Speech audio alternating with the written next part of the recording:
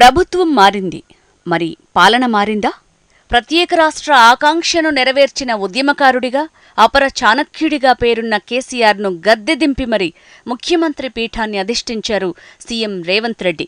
అధికారాన్ని చేపట్టకముందే ఎన్నో సవాళ్లు ఇంట బయట పోరాడాల్సిన పరిస్థితిలో పాలన చేపట్టి 10 రోజులవుతున్న నేపథ్యంలో రేవంత్ రెడ్డి ఎలా ముందుకు వెళ్తున్నారు? పార్లమెంటు ఎన్నికలు దూసుకువస్తున్న నేపథ్యంలో రిజల్ట్ వచ్చిరాగానే నెక్స్ట్ ఏంటని స్టూడెంట్స్కి ఎదురయ్యే ప్రశ్నల రేవంత్ రెడ్డి నెక్స్ట్ ఏంటి అంటున్నారు. కాంగ్రెస్ 3వ స్థానానికి పరిమితం అనే స్థాయి నుంచి అధికారాన్ని చేజిక్కించుకున్న వైనం. అహర్నిశలు శ్రమించి అన్నీ తానై పార్టీకి విజయాన్ని అందించిన రేవంత్ రెడ్డి సీనియర్లను సమన్వయం చేసుకుంటూ కార్యకర్తలకు భరోసానిస్తూ సాగిన ప్రయాణం. మార్పు అవసరమని ప్రజలకు తెలియజేయటంలో సఫలమైన రేవంత్ అన్ని సవాళ్లను అధిగమించి ముఖ్యమంత్రిగా ప్రమాణం. తెలంగాణ ఎన్నికల నోటిఫికేషన్ విడుదలైంది మొదలు ఔరేక్ ధక్కా హ్యాట్రిక్ పక్కా అనే నినాదంతో బీఆర్ఎస్ ముందుకు వెళ్తే, మార్పు కావాలి కాంగ్రెస్ రావాలి అనే నినాదంతో కాంగ్రెస్ ఎన్నికల బరిలో దిగింది. సీనియర్లను ఒప్పించటం, సీట్ల కేటాయింపుల్లో కొత్త పంథాను అనుసరించటం, గెలిచే అవకాశం ఉన్న ప్రతి అంశాన్ని పరిశీలించి అభ్యర్థులను ఖరారు చేశారు. ఇక్కడే రేవంత్ రెడ్డి తన తొలి విజయాన్ని నమోదు చేసినట్టు. మిత్రపక్షాలకు కేవలం ఒకే సీటు కేటాయించటం, మైత్రి ఉండేలా మిగిలిన పార్టీలను ఒప్పించి సీట్ల విషయంలో మొత్తం కాంగ్రెస్ పార్టీ అభ్యర్థులే పోటీ చేసేలా ప్రణాళికలు రచించటంతో గెలుపు మరింత సులువైంది. ఇక గెలిచిన వెంటనే అందరూ భావించినట్టు సీఎల్పీ నేతగా ఎన్నిక మరో సంగ్రామాన్ని తలపించకుండా సింపుల్గా పూర్తి చేశారు. తనకు ఫుల్ మార్కులు పడ్డాయని, తనకు అవసరమైన సపోర్ట్ ఉందని తెలుసుకున్న రేవంత్ రెడ్డి తన పని తాను చేసుకుంటూ పోయారే తప్ప సీఎం సీటు కోసం లాబీయింగ్ అంటూ టైం వేస్ట్ చేసుకోలేదు. ఇక్కడితో తన ఖాతాలో మరో విజయం చేరినట్టే. ఇక సీనియర్లెవరూ అసంతృప్తి గళం వినిపించకుండా మంత్రివర్గం కూర్పును పూర్తి చేసి ముఖ్యమంత్రిగా ప్రమాణ స్వీకారం చేయగానే తన విజయం సంపూర్ణమైంది. అధికార పీఠం అధిష్ఠించకముందే మొదలైన సవాళ్ల పర్వం. మంత్రిగా కనీస అనుభవం లేకుండానే ముఖ్యమంత్రిగా బాధ్యతలు, ఆర్థిక స్థితిగతులు, గత ప్రభుత్వ నిర్ణయాలపై సమీక్షలు, కొత్త ఆలోచనా విధానంతో ముందుకు వెళ్లాలనే ప్రయత్నం. ఎన్నికల ప్రచారంలో కనీసం ముఖ్యమంత్రిగా కూడా అనుభవం లేని మీకు ముఖ్యమంత్రి పదవి వస్తే ఎలా పాలన సాగిస్తారు అనే ప్రశ్నకు ఇంట్రెస్టింగ్ ఆన్సర్ ఇచ్చారు రేవంత్ రెడ్డి. బిల్డింగ్ మేస్త్రీలాగా ఎవరి పని వాళ్లను చేసుకునేలా చూసుకుంటూ ఏది ఏ సమయంలో చేయాలో చెప్తే చాలు మంచి భవనం తయారవుతుంది. అలాగే అధికారులను తమ పని తాము చేసుకునేలా పరిస్థితులు కల్పించి విధానపరమైన నిర్ణయాలు తీసుకుంటే చాలు మంచి పాలనను అందించవచ్చు అని అర్థం వచ్చేలా చెప్పుకొచ్చారు. ఈ 10 రోజుల్లో తీసుకున్న నిర్ణయాలు రేవంత్ ఆలోచనా విధానాన్ని ప్రజలకు చెప్పకనే చెప్పాయి. అయితే వాటిలో మంచి మార్కులు వేసుకున్న నిర్ణయాలు కొన్నుంటే మరికొన్ని ఇప్పటికే విమర్శలు ఎదుర్కొంటున్నాయి. రేవంత్ రెడ్డి అధికారం చేపట్టగానే దివ్యాంగురాలు రజనీకి ఉద్యోగ నియామక పత్రంపై సంతకం చేసి తను ఇచ్చిన మాటను నిలబెట్టుకుంటానని ప్రమాణ స్వీకార వేదిక సాక్షిగా తెలంగాణ ప్రజలకు చెప్పారు సీఎం రేవంత్ రెడ్డి. బీఆర్ఎస్ మొదటి నుంచి చేసిన ఆరోపణ తప్పని నిరూపించడానికి మహిళలకు ఉచిత బస్సు ప్రయాణం హామీని ఆగమేఘాల మీద ప్రవేశపెట్టారు.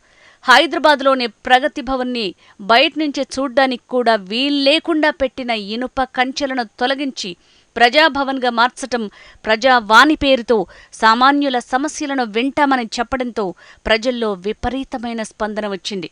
ఇక ముఖ్యమంత్రి అధికార నివాసాన్ని కాస్త ఉప ముఖ్యమంత్రికి కేటాయించి తన సొంత ఇంట్లోనే ఉంటారని చెప్పడంతో రేవంత్ రెడ్డి నిస్వార్థ ధోరణి కనిపించింది. ఇక తన కాన్వాయ్లోని 15 వాహనాలను 9కి కుదించి సామాన్యులకు ఇబ్బంది కలగకుండా గ్రీన్ ఛానల్ని తొలగించి తన రూట్ మ్యాప్ని డిజైన్ చేయాలని ఆదేశించడంతో సాదాసీదా జీవితాన్ని గడపడానికే ఇష్టపడుతున్నారని చెప్పకనే చెప్పారు.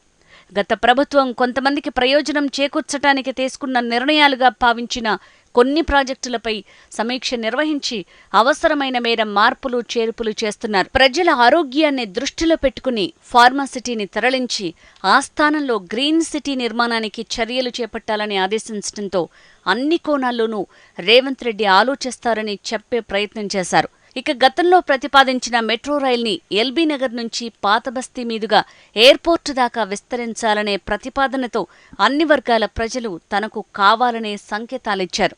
తను ప్రతిపక్షంలో ఉన్నప్పుడు చేసిన తీవ్ర ఆరోపణలైన డ్రగ్స్ కట్టడి, పోలీసులకు ఫ్రీడమ్, బెల్ట్ షాపుల తొలగింపుపై కూడా చర్యలకు ఇప్పటికే ఆదేశాలు జారీ చేశారు. ఇలా చెప్పుకుంటూ పోతే మరెన్నో నిర్ణయాలు రేవంత్ రెడ్డి పరిపాలనా దక్షతకు అద్దం పడతాయి. 10 రోజుల పాలన తర్వాత ప్రజల్లో మిశ్రమ స్పందన. ఒకరికి మంచి చేసే క్రమంలో మరికొంతమందికి సమస్యలు. కొన్ని నిర్ణయాలపై పునఃసమీక్ష అవసరాన్ని తెలియజేస్తున్న పరిస్థితులు. సీఎం రేవంత్ రెడ్డి సీఎంగా ప్రమాణ స్వీకారం చేయకముందే రోడ్డుకు అడ్డంగా ఉన్న ఇనుప కంచెల్ని తొలగించారు. ప్రజాభవన్గా పేరు మార్చారు. ప్రజావాణి నిర్వహిస్తామని ప్రకటించారు. దీంతో రాష్ట్రం నలువైపుల నుంచి తమ సమస్యలు చెప్పుకుందామని ప్రజలు క్యూ కడుతున్నారు.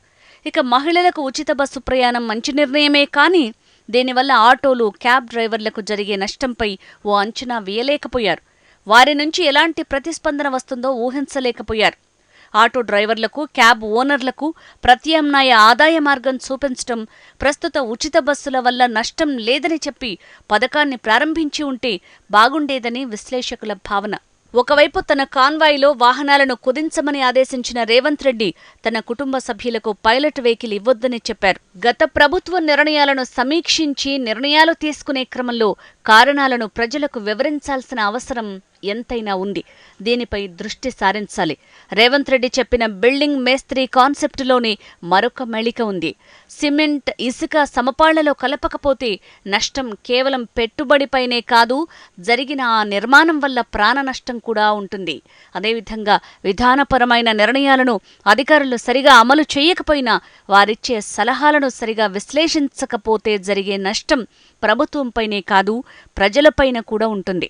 ప్రతిపక్ష నేతలపై కక్ష సాధింపులు ఉండవని ప్రకటించిన రేవంత్ రెడ్డి ఆ హయాంలో జరిగిన విధానపరమైన నిర్ణయాలను సమీక్షించే క్రమంలో బయటపడే అవినీతి, అక్రమాలపై చర్యలు తీసుకోక తప్పని పరిస్థితి ఏర్పడుతుంది. దాన్ని కక్ష సాధింపు చర్యగానే ప్రతిపక్షం ప్రొజెక్ట్ చేస్తుంది. దీనికి సమాధానం చెప్పడానికి సిద్ధంగా ఉండాలి. ఏదేమైనా ఆ పీఠం ఎంతో ఒత్తిడితో కూడుకున్నది. ప్రస్తుత ప్రతిపక్షం మాటల దాడులు అప్పుడే మొదలయ్యాయి. మరోవైపు సొంత పార్టీలోని నాయకులందరినీ కలుపుకుని పోతూ నెగ్గుకు రావాలి. రేవంత్ రెడ్డి జాగ్రత్తగా పాలన సాగించాలి. మరికొన్ని నెలల్లోనే పార్లమెంటు ఎన్నికలున్నాయి. దేశవ్యాప్తంగా కాంగ్రెస్ పార్టీ అనుకున్న ఫలితాలు సాధించడం లేదు. మొన్నటికి మొన్న జరిగిన 5 రాష్ట్రాల ఎన్నికల్లో ఒక తెలంగాణ మినహా ఏ రాష్ట్రంలోనూ అధికారాన్ని చేపట్టలేకపోయింది. బీజేపీ గ్రాఫ్ తగ్గుతున్నా అదే స్థాయిలో కాంగ్రెస్ గ్రాఫ్ పెరగట్లేదనే విశ్లేషణలు వినిపిస్తున్న నేపథ్యంలో ఆశలన్నీ దక్షిణ భారతదేశంపైనే ఉన్నాయి. ముఖ్యంగా కర్ణాటక, తెలంగాణపైనే కాంగ్రెస్ పార్టీ లెక్కలేసుకుంటోంది. అసెంబ్లీ ఎన్నికల్లో లభించిన విజయాన్ని పార్లమెంటు ఎన్నికల్లో కంటిన్యూ చెయ్యకపోతే ఇప్పుడు వచ్చిన విజయాన్ని తక్కువ చేసి చూపించే అవకాశాలు లేకపోలేదు. ఈ విషయంపై కూడా రేవంత్ రెడ్డి దృష్టి సారించాలి. కొందరి ఆలోచనలు వైవిధ్యంగా ఉంటాయి, అంచనాలకు మించి ఉంటాయి. అనుభవం అవసరం లేదు, ఆలోచనలు ఉంటే చాలు. ఆచరణలోకి తీసుకురాగలిగే సత్తా ఉండాలి. అదే నూతన ముఖ్యమంత్రి యనమల రేవంత్ రెడ్డి పరిపాలనలో కనిపిస్తోంది. ఉమ్మడి ఆంధ్రప్రదేశ్, తెలంగాణ రాష్ట్రం ఎంతోమంది ముఖ్యమంత్రుల్ని చూసింది. అందులో ప్రజారంజక పాలన సాగించటానికే అందరూ ప్రయత్నించారు. కానీ కొందరు మాత్రమే ప్రజల గుండెల్లో శాశ్వత స్థానాన్ని సాధించుకున్నారు. అది ఒక్కరోజులో ఒక్క నిర్ణయంతో రాలేదు. అధికారంలో ఉన్నంతకాలం వారు వ్యవహరించిన తీరు, సమస్యలపై స్పందించిన విధానం, ఇచ్చిన మాటలను, హామీలను నెరవేర్చిన పద్ధతిని బట్టి, సంక్షేమానికి, అభివృద్ధికి ఇస్తున్న ప్రాధాన్యతను బట్టి వస్తుంది. ఇక ప్రజలు దేవుడిగా భావించాలి అంటే వారి ప్రతి కష్టానికి ఓదార్పు కావాలి. ప్రతి సమస్యకు పరిష్కారంగా మారాలి. ప్రతి బాధకు బాసటగా నిలవాలి. ప్రతి సందర్భంలో గుర్తు చేసుకునే వ్యక్తిగా నిలిచిపోవాలి. అలాంటి పాలన రేవంత్ రెడ్డి హయాంలోని కాంగ్రెస్ పార్టీ అందించాలని కోరుకుందాం. ఇది ఇవాల్టి CEO డెస్క్. మరో అంశంపై విశ్లేషణతో మళ్ళీ కలుద్దాం.